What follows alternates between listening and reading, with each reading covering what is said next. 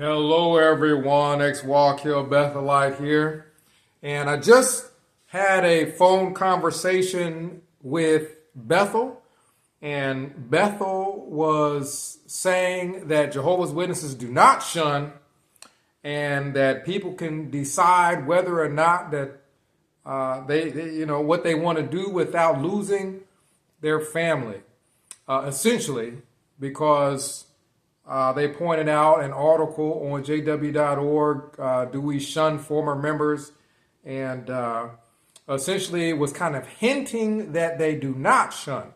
Well, I just had a conversation with an elder, and apparently he didn't get that memo. So let's listen in to this conversation with the elder, because this is more to the tune of what Jehovah's Witnesses actually believe and what they actually practice when it comes to shunning. So let's listen in here. Yeah. So only other question I had is because I'm telling you, we'd have to go back to the early 2000s since the last time I was there. What's the stance on people who are baptized Jehovah's Witness, and let's say they got baptized 7, 8 years old, 10 years old, something to that effect. They become 18. They don't want to be a member anymore at all. They don't want to go listen on Zoom. They may not want to go to any kind of service, religious service at all. Now, back when I was growing up, that type of a person would probably get thrown out of the house. It would affect the father's ability to, become a ministerial servant or become an elder. Right. A person could be... on that line, the scripture don't change. I mean, if the man is not residing over his own household, then how can he preside over the congregation of God? That's true. So that says that would be just the scripture. That's scripture grounds for him not being. But if a person just been inactive, main thing is speaking to the two elders, find out what's been going on these years, what caused them, and then trying to get them back on spiritual training.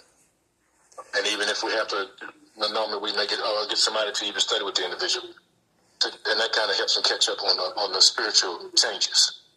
Right. Spiritual understandings. Yeah. But see, back when I was coming up, there was really no way out. There was no way a person who was baptized could decide, hey, I want to be a Baptist, I want to be a Catholic, I want to be a Pentecostal, or they may be atheists. There was no possible way, because once a person was baptized, if they decided to do anything else, even if they haven't committed immorality, get involved with alcohol, drugs, anything like that, they would still not be spoken to like ever again by their whole family.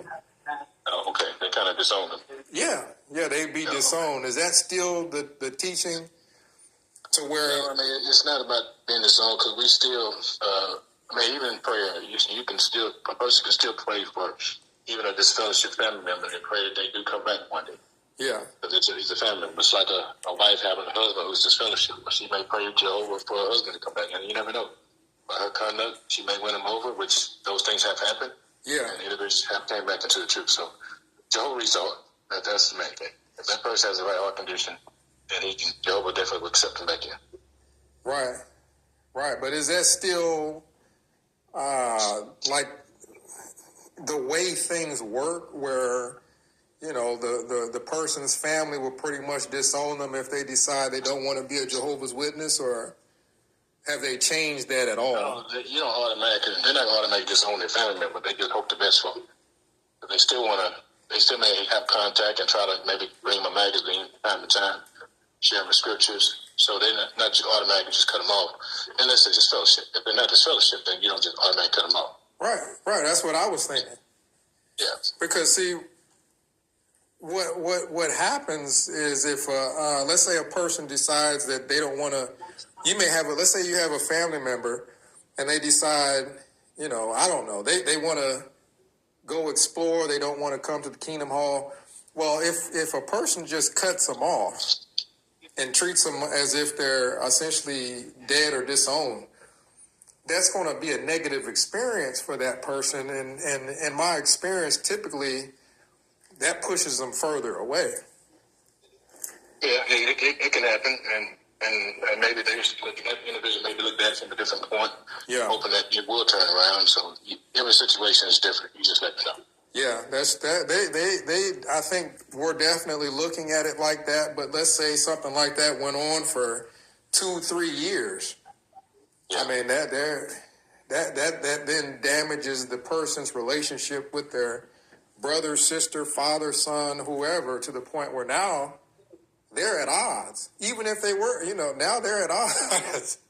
Right. So I was hoping that they would change that. That was the main thing that was saddening and disheartening. One of the main things that was saddening and disheartening for me is a person who... you got to remember is, even once you walk in the hall, you deal with imperfect people. Sometimes a person doesn't think about what they're going to say. Yeah. The main thing in Jehovah's eyes is that you come here for Jehovah. Because you may meet someone and say, oh, man, I ain't seen you in a long time. Is it negativity or is it positive? It could be either or. Because they say it, but they really happy to see you. They just forget they shouldn't say it. Certain things they shouldn't say. And that's what Jehovah said. We shouldn't say, oh, I ain't seen you in a long time. Yeah. We should just be happy that the person is here. Yeah, I think that's what would happen back in the day is, where you been? Yeah, right. And that's one of the changes. I mean, the slave is telling us don't do it, but the friends still do it. So, yeah. Because I hear them say, I'm like, oh, come on, brother. Don't say that. Yeah, because it makes them feel uncomfortable. They've been gone for so long, and then, where have you been? And then it's like they're trying to figure out, how do you answer that question, Right, so you don't put a person on the spot. You just welcome back. That's what Jehovah wants us to do. Yeah. Anybody comes to the hall, we welcome back. We just happy to see them. Yeah. And that's enough. No matter how long they've been going away, we just thankful that they're here today.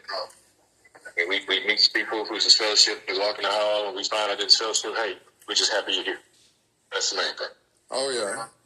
Yeah, I mean, that's the main thing that, it should be for Christians, like you said, is to just want the well-being of others. You want people to be in a situation where they can benefit.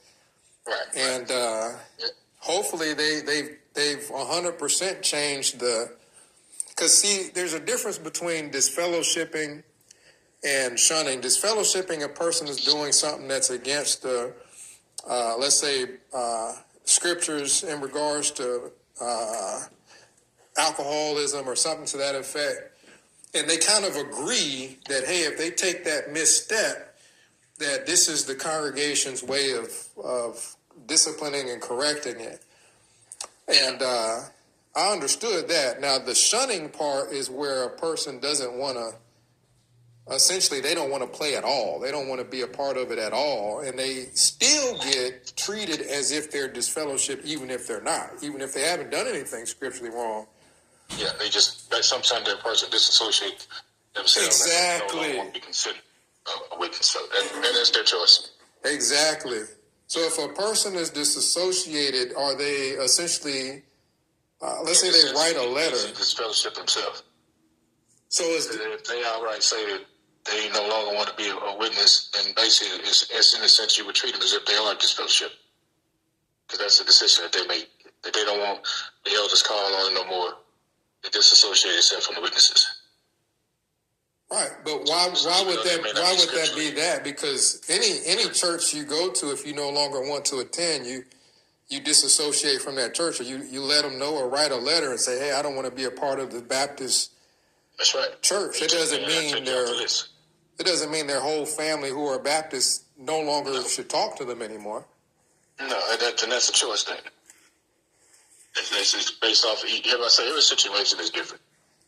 There's no right way, wrong way when it comes down to different situations, because you got to know all the details in every situation. Yeah, that's true. But the main thing I say, we just try to encourage the friends. Just keep building up your faith now, because the end is coming. And if our faith's not strong, we can easily give in to the persecution that may come our way. Yeah. So we want to have time to build up our faith. So, because you don't know how strong your faith is until your faith has been tested. And I mean, like I say, we talk about Peter all the time. Peter said his faith was strong, and Jesus said, "You will deny me," and look what happened. So the same thing can happen to us if our faith's not strong. Yeah. So now, because we just trying to encourage you to come to the meeting. Yeah, I wonder. Just happy to see you. I wonder at this late date, as far as the end of the system is concerned with, I always grew up hearing that, the end is really close. Why would they focus on the beards now, Yeah. Well, I mean, you just never know. The organization they make, and that's why I said that update kind of gives you an idea exactly why they changed. Yeah. Yeah, Brother Led gives a wonderful discourse. So it really explains it. Actually, we're going to have it for our meeting part next week. For the local needs part next week, that the Governing Body update will be shown at the Kingdom Hall. Okay. So that's going to be part of the meeting for next week. Is that going to be at every Kingdom Hall or just your Kingdom Hall? That'll be all Kingdom Halls. Okay. Yeah, that's interesting. Unless they got a circuit overseers visit or they got a circuit assembly or something going on. But other than that, they'll be showing the update next midweek meeting. Yeah, that sounds interesting. Yeah, I don't want to hold you on the phone. I'm just thinking if what's the best way to communicate that the main thing I think they need to work on changing is the disassociation thing, because what that does is it makes it to where a person has no way out, essentially, is that you can get in by getting baptized, but the saying that you can check in but you can never leave, type of a thing, because what that does is it, from the outside, I understand from the inside, how it's viewed, but from the outside, it's viewed in a very negative light, because a person is then treated however by their family. And from the outside, it looks like, well, just because they don't want to attend your particular service, you're treating them as if they're the most horrible person in the world, and we're supposed to have freedom of religion. Jehovah's Witnesses want to be able to go to the Kingdom Hall and not be treated poorly by other people. So that's the thing that I think needs to be changed, because it's showing a person is not allowed to be Baptist, they're not allowed to be Pentecostal, they're not allowed to just say, hey, I want to stay home and not go to any service at all. Everybody has the right to choose whatever faith they want to choose. Jehovah doesn't make no one choose a faith. I mean, some grew up choosing a different faith. Even the Apostle Paul was a different faith, but Paul made a decision. Jehovah didn't make him. Yeah. Paul still had to make a decision to serve Jehovah. So the same way that we don't make no one serve Jehovah. Jehovah's a loving God. Right, like a parent, you don't want to make your children love you. You want them to love you, but you can't make them love you. No, yeah, that's true. They still have to make their choice. That's true. So even if a person get baptized, that doesn't automatically mean they don't love Jehovah. A person get baptized just because they feel like that's what my parents want me to do. Yeah, that's true. So do they love Jehovah? They love Jehovah, may not never even be there. But they do it because they want to please man, but we're supposed to be doing things because we want to please Jehovah. Right, but that kind of ties into the whole pressure. Let's say a person that doesn't love Jehovah feels pressure to get baptized, because if they don't get baptized, their family might disown them or treat them a certain way. Then it leads down that kind of a path to where people, they have a certain thing, that the human rights, essentially. They've got the right to pick whatever religion that they want. Well, by disowning them if they don't pick your the Jehovah's Witness religion, then that kind of goes against the human rights, and that's where it's hard to view that as a Christian act, or how that Jesus would behave in that manner. Is hey, if you don't listen to me, then you're essentially dead, because, like you said, Jehovah reads the heart. And people have all the way until the end of the system to decide what they want to do. Yeah, in the end, Jehovah's gonna make the decision. Yeah, whether or not we're in Jehovah's organization, that's up to us as an individual. Because when the end comes, is Jesus gonna separate sheep from the goat? That's true. That's true. You can say we're a sheep, but even then, that doesn't mean I'm a sheep. Yeah. Because when Jesus puts me on, he says, because he even said when that day happens, some going to say, well, didn't I do this, do this, do this? Jesus going to say, get away from me. Yep. So we just want to make sure that what we do is because it's love of God from the heart. Exactly. That's what our main focus is. It should be pure and from the heart, and not from being pressured from the family or anything like that. Hey, my family's going to disown me if I don't stay in this, because that takes the love out of it, the joy out of it. Yeah. But when you look at the world, a lot of things in the world, that's what happens. Many kids play sports not because they want to. Their parents make them play sport. Yeah. Some parents didn't have the opportunity to play sports, so they pushed their kids to play, and they pushed their kids to be the best. Like, is it the right thing for them? Some kids, when they eventually grow up, they say, you know what, I wish I never would have played. Yeah. But they did it because the parent pushed them. So, loving Jehovah, you bring them to the organization because you want them to love Jehovah. Whether or not they do, when they reach 18, like you said, they make the decision for themselves. Yeah, because that's what the website on jw.org, that's what it said as I was reading it. And that's why I was thinking, well, maybe that teaching changed, because with Jehovah's Witnesses, growing up Jehovah's Witness, there ain't no choice. You don't get no choice. You gonna be Jehovah's Witness, or you gonna be treated as if you dead. That's how I was growing up. So I was wondering if that had changed, because when you say God loves, everything you do is based off the scriptures.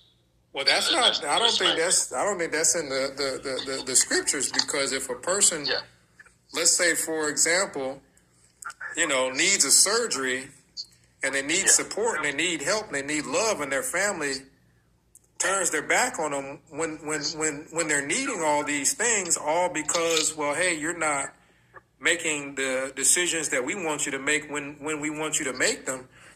The problem is that situation. Like I say, every situation is different. Yeah, and the problem is it looks so bad that now not only is that person not going to attend meetings because of going through that type of treatment, but anybody that knows the person is going to have a negative view of Jehovah's Witnesses, because they're saying, hey, look at how they treat their own family members. Yeah. And that's one thing, when I came into the organization, my main focus was to serve Jehovah. Yeah. And coming out of the world, there was nothing no brother or sister could do to me to stop me from serving Jehovah. So I made it my goal to say, hey, I'm coming to the heart to serve Jehovah. Not man, not woman. So we all stumble. We all may say things to each other that may not be right, but my focus is I'm here to serve Jehovah. So having that mindset has kept me here in Jehovah's organization. And I try to get others to think the same. You're not here to serve man, you're here to serve Jehovah. So just focus on Jehovah and you'll be all right. Yeah, that's how it should be. Yeah. And that's why I try to encourage even the young ones. You got to have the love for Jehovah, and you got to develop a love for Jehovah, because you're not automatically going to love Jehovah. A child is not born to love God. They're born to be of the world. You have to teach them to love God. So as parents, you do your best to teach them from a young age, and you hope that they make decisions once they get up in age. Yeah. Do you have children? Yep. I got 3 boys, and none of them serving Jehovah. When I started learning, I started teaching them. But they made the decision. Once they got up in age, they made the decision. You got lucky. You got 3 boys. A lot of times people get them girls in there. Oh, yeah. I got 3 boys. I love them, and I wish one day that they would learn the truth. But I don't give up on them. You never know. You still they make change. How old are they? My oldest son is 31. Ooh, 31. Grown. I got one that's 27 and one that's 24. Grown, all grown. Yeah. Yep. So they're up in age. But, yeah, that's what it's all about. Are you all pretty close? No, not since I learned the truth. That's separated. And between the learning the truth and getting married to my wife, that separated us. So, but the truth, I had to make changes. I made changes for Jehovah. So my kids, my wife is not their mother, but I made changes because I love Jehovah. Yeah, but that shouldn't make it to where they don't. That shouldn't make it to where they don't still care about you. Just because you want. It's a long story. Because you're saying all three of them. You know what I mean? Yeah. You got people that decide they want to be Baptist, Catholic, and all kinds of things. That don't mean their kids shouldn't love them anymore. Yeah. Right. Well, like I say, it's a long story that led up to it, but I still love my kids. You know, and like I say, I hope for one day they'll make a change. Have they ever been to the hall at all? Oh yeah, they used to come. My two oldest sons used to come to the hall all the time. They used to come to the hall. I mean, once we learned, they started coming to the hall, and they loved it. But their mother didn't love it, so that just made it worse for them. So they stopped attending because of the mom didn't want them to attend. Right. So mom, grandmother, and grandfather. So it was a big mess. But I'm just thankful that I relied on Jehovah. And that's why I'm still here today. Yeah, that's the main thing that I think they need to change is the breaking up of families. It has to be some way to practice a religion without breaking up. Like you said, all three of the kids. Break up a family. The family just has to make decisions. I mean, because, you know, me learning the truth, that didn't break up my family. I mean, because I changed for the best. I didn't change for the worst. So it's like you would prefer me to do wrong than to do right. That's what it seemed like. I mean, because I have sisters and brothers, and they don't even want to do with me because of the truth. Now, should it change? No, but it did. Because of my wife and me loving Jehovah. I love my sisters, I love my brothers, but the truth separated us. And that's what Jesus said. What happened? So to me, I was happy because, hey, I'm fulfilling the scripture that Jesus said. Yeah, but I have no problem with it. There has to be a reason, because I'm sure your sons have friends who are of other religions. It can't just be choosing to be in a religion. I have cousins, my nieces, I got a lot of big family. Yeah. Real big family. Yeah, and I'm sure, you know, they can all... So that's what I mean is you have a big family. Everybody's got their religious beliefs, I'm sure. Just because you choose Jehovah's Witness doesn't mean that you can't still be family. You're right. But sometimes people feel that way. It's not me feel that way. It's them feeling that way. Of course, there's always two sides of the story. But I still love my family. Yeah. And maybe one day, I mean, my son, my sister, they've been to the hall. One of my brothers, he's been to the hall.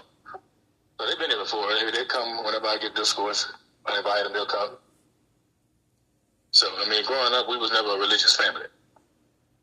So that's what made it easier for me to when I started reading the Bible, to accept the truth. But with Jehovah's help, anybody can come to the organization if they're willing to make changes. In all religions, if you really make changes, where would you actually be? I mean, because every religion, they're supposed to be making changes, but are they? Because we all have the same Bible. You said they all have the same Bible? We all have the same Bible. We all have the same instructions, whether it's the King James Version, New World Translation, it's still the same information. Information don't change. It's just the way the word makes change, the way words are. I should not kill is simple. That's true. Everyone knows that, but yet many push their children to go to war, go fight for your country. Well, killing is killing. Yeah. So, but that's what he's always give me. It's like, okay, why is it when I go in the military, you give me a license to kill, then I get out the military, when I kill somebody, you won't lock me up. What makes it wrong? You train me to kill. So why is it wrong? You can't take the killing out of a person once you train them to kill. It's not that easy. Yeah, and that's the way the world is, though.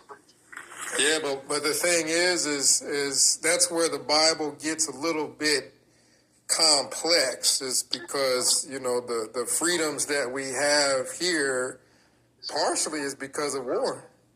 If we didn't have a military, we'd get taken over. We wouldn't have the ability to go knocking on doors or have a religious service. You know, Russia, Jehovah's Witnesses are banned in Russia.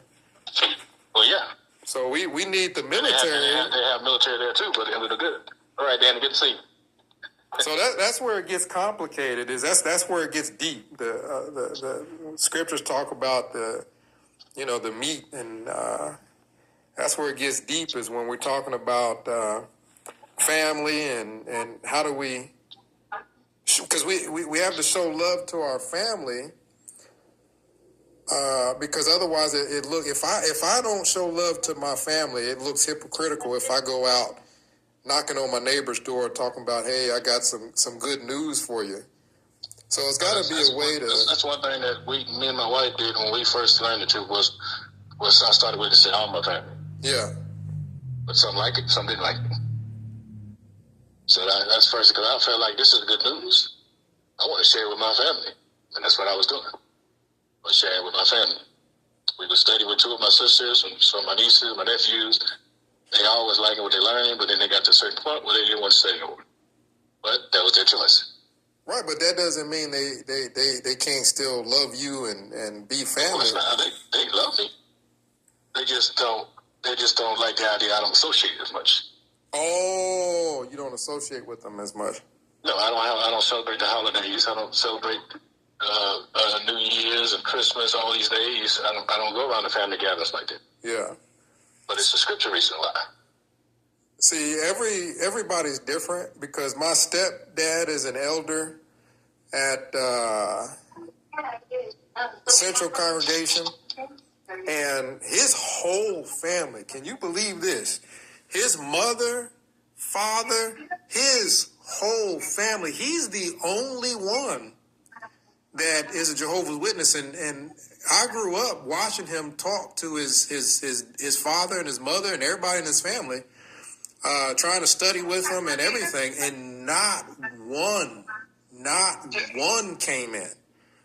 I mean, and sometimes those things happen. I mean, I think about Jesus. Jesus was here on earth. All his brothers was walking in their faith until after he died. So they were not exercising faith. But then when Jesus died, they started exercising faith. So you never know. Maybe when I die, my brothers might start exercising faith. I may not see it, but you never know. Yeah, but see, my stepdad, I got, he still associates with his whole family. Yeah. He still associates with his whole family, and I can't tell him not to, because I don't think there's anything in the Bible that I can point to and say, hey, you can't go and spend time with aunt such and such and uncle such and such. They actually encourage us to reach out to your relatives. We're doing these letter writings and stuff during the time we was doing just Zoom and letter writing. Write to every family member you can think about.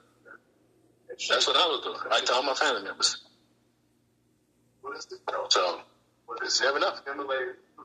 But, let me go ahead and hang up, because the meeting has started. So I got to...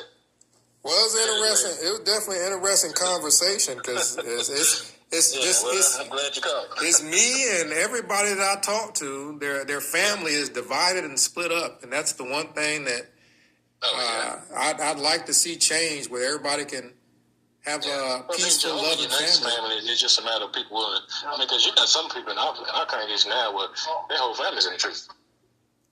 So everybody's different. You never know. Yeah, but if one of them decides to leave, then everybody else going to treat them as if they're dead, and every situation is different. I mean, because I always hope for the best for him. But time I see somebody far away from the faith, I hope that for the best that they do something. Yeah. So, I'll let you get back to it. Okay. And I'll be in touch. Yeah, it was a good conversation. What was your name again? Chris. Marcus, nice to meet you. Okay, Marcus. You have a good day. All right, you too. Okay, bye.